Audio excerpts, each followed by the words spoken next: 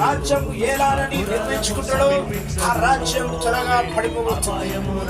దేవుడంటును రాజ్యాలకు రాజాది రాజు యేసు రాజు. ఆయన కర్త అంటుడు నేను రాజ్యాలు.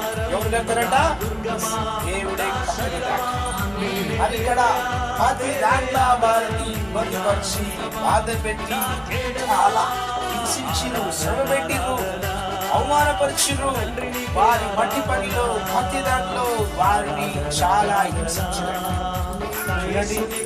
నీ జీవితంలో కూడా హింసలేదు, నీ జీవితంలో కూడా బాధలేదు, నీ జీవితం కూడా ఇంకట్లేదు. వాళ్ళకి జరిగినట్టు నా జీవితంలో జరిగినట్టు